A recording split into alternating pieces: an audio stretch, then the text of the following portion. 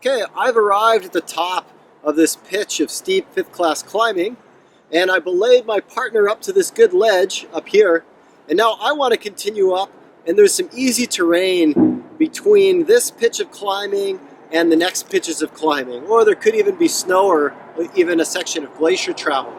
So I want to find a way to carry that rope. Now if I had a backpack, one of the nice things to do would just be to stack that rope inside my backpack, okay? In this case, I don't have a backpack with me. It might be multi-pitch climbing. And I'm going to take in Kiwi coils instead. So in this video, I'm going to demonstrate a few different ways to build Kiwi coils and lock them off. So anytime I'm going to put on Kiwi coils, the first thing I want to do is put on my backpack if I have one, and then I want to put up my hood. If I didn't have my helmet on yet for some reason, make sure you have your helmet on as well, because all of these things are going to affect the size and shape of your coil. Okay, so I'm going to put my hood up first. Okay, got my hood up. Now I'm going to take a look at two different ways of building the Kiwi coil, and you'll find in different countries or different cultures or just the culture of different training programs, instructors may favor one way or another. The most important thing is that you find a way that works well for you and you incorporate it into the rest of your climbing system so you become very efficient at your particular chosen method. So I'm going to start with a method I don't typically use, but I do like the way that the rope flakes off in this method, okay? I'm going to pull up a I'm going to pull up a strand of rope, grip it over my neck, and then I'm going to pass my left arm through so that that rope is going behind my shoulder. Now I'm going to take my hand and place the palm facing down just above the level of my belay loop, and I'm going to put the strand that's come down from my right shoulder in that. Now I'm going to use my elbow as a hook and hook the rope that's coming down to the stack around my elbow and then flip it up and over around my head. So I hook it, flip it, okay, so it comes out and around.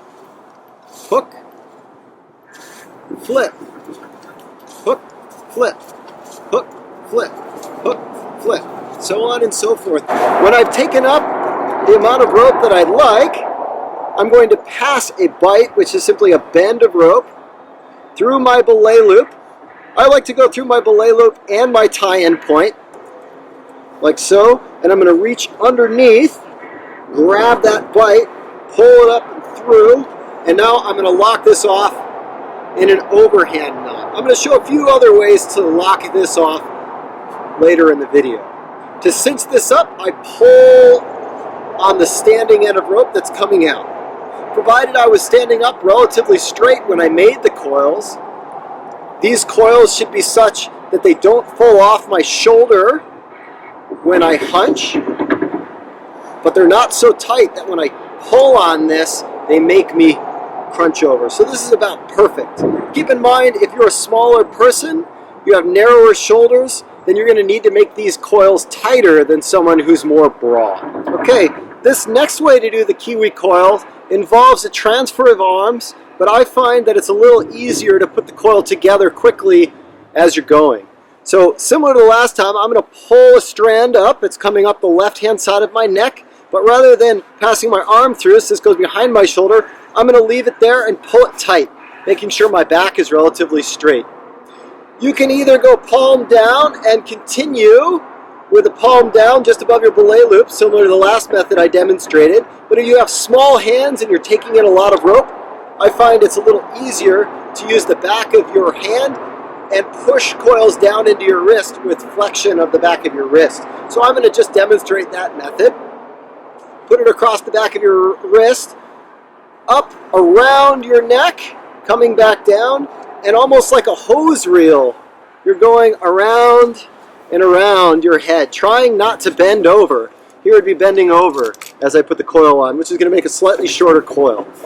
Okay? And I continue to take these coils in. Okay, once I have the number of coils that I like, I'm going to flip this onto my right arm, passing through. Rotate these coils so that I'm adding tension to this strand here and keeping these coils nice and neat, pushing them together. And now I'm going to do a similar finish to the previous, where I take a bite, is a bend of rope, and I pass it through my tie-in point and my belay loop. I'm going to reach down on the inside, grab that loop, pull up and out, and I'm going to lock this off with an overhand on a bite around the standing end of rope, trying to keep this bite nice and clean so there's no crosses after I lock it down. There we go. Pull here, here, and then finally to cinch it, I pull on the standing end of rope, and that's about right for me. Now I'm going to demonstrate a couple ways to add a little bit more security to this coil so it doesn't come out. So my preferred way is to use a locking carabiner, pass it through my belay loop, and then add a clove hitch into this standing end of rope and cinch that down and lock it. Now any load will come onto my harness directly via the clove hitch and this carabiner. There's a very small amount of slack between my coil and this carabiner. That also means that as I'm walking, this rope isn't moving as much and it's less likely to gradually untie my coils, which are nice and neatly organized right now. So that's my preferred way. For glacier travel, sometimes it's nice to use a bite knot. So a simple overhand on a bite, okay, like that. A little bigger is sometimes nice so you can clip carabiner in and out of it, but I like small because it dangles a little less likely to get hung up on things, and that could be clipped in as well, okay, instead of a clove hitch. And now in this case, it's going to end up pulling in the same way, but off of the bite knot. And with glacier travel, that will allow you to clip an anchor into this bite knot and transfer the load fairly easily. Okay, so those are two of the most secure methods, but they do involve the use of a locking carabiner. So sometimes you don't have that many locking carabiners, or you'd like to use them for other applications. So another thing you can do is pull through a little bit more tail.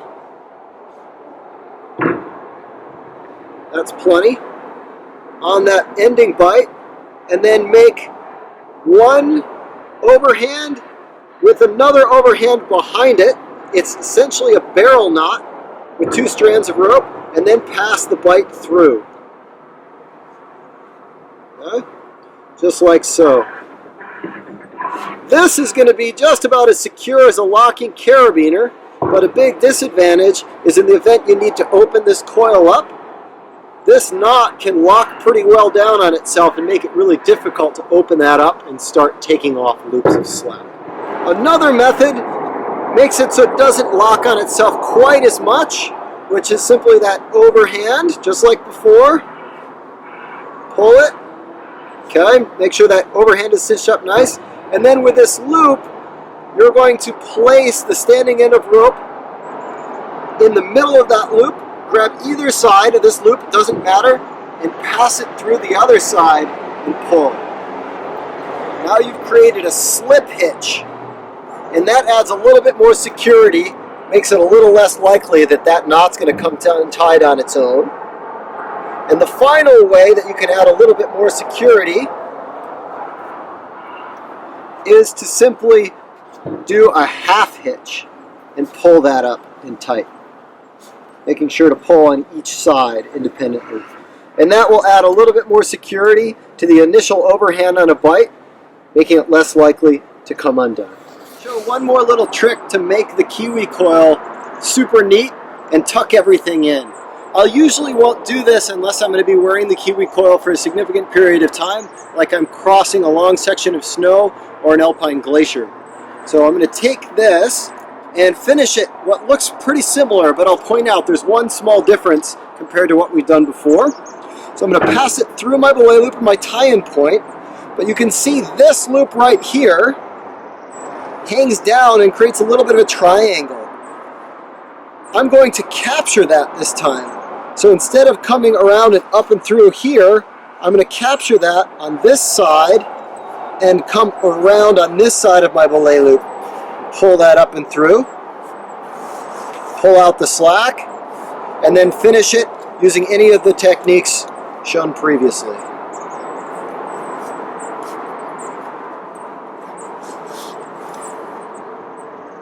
There are times when you want to shorten your rope for a short duration, but you know that in just a little bit you're going to want your rope right back to the same length it was when it was in this particular Kiwi coil. So what I can do, instead of untying this knot, taking in coils, is I can just take in coils on top of this and create a double Kiwi coil. Okay? So I'm going to start with that same strand, just like I was before, as if this was tied in. Put this up and over my head, just like I have been. I'm going to stick my arm on the inside of it now and pull this to the outside so it's running over the back of my wrist. And now I'm going to take in coils using the second technique I showed earlier to get this rope to the length that I need it. So that's about right there. And now I'm going to leave this over my left shoulder. Straighten those coils up, and I'm going to lock these coils off through my belay loop now. Make a bite, pass it through your belay loop, up and through those coils, just like before. And now I'm going to tie an overhand around the standing strand. Lock that in, pull it down to cinch it up. If I need more security, clove hitch into a locking carabiner on your belay loop, and you're good to go. The nice thing about this is when I reach that next pitch of climbing, I simply open up this one blocked off set of coils, pull, and now I can begin to drop this single set of coils to get me right back to where I was before with my original Kiwi coil.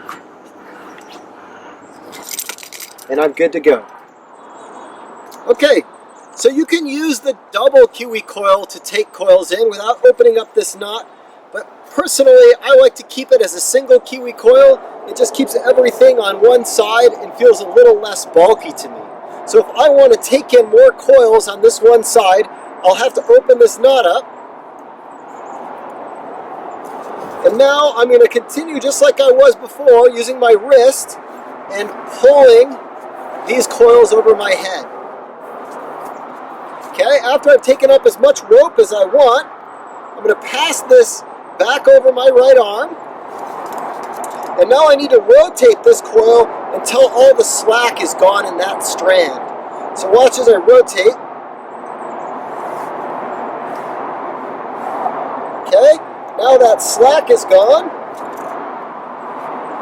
Using this strand of rope, I'm going to lock it off just like before.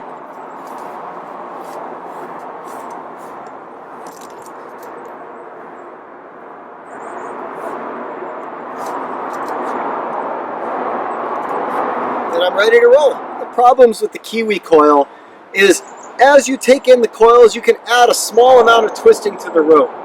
So when you pay those coils out again, if you're not very careful about how you manage that, you can end up with a big pile of tangled rope at the end. So let me show you one way to release coils. So the first way that I'm going to show is if you only need to lengthen your rope one coil at a time. So I'm going to open this up, open up that knot, and then just pull. And I need another 10 feet, let's say. So I'm going to take this off, take my right arm and tuck it through, and then I'm going to use this kind of whipping it around my helmet and off. That's 5 feet. There's 10 feet. And now I'm ready to lock this coil off again.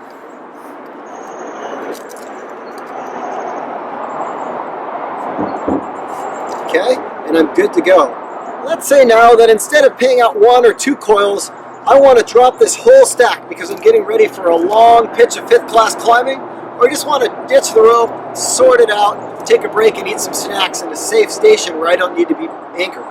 So I'm going to open this coil up, pull. I can start whipping this off one at a time, over and over again, but that's a little bit slow. So I like to use one of 2 methods. I'll either hang this on my neck and peel it off from here, or I find this a little bit easier, hold it in my hand as I peel each of these flakes off.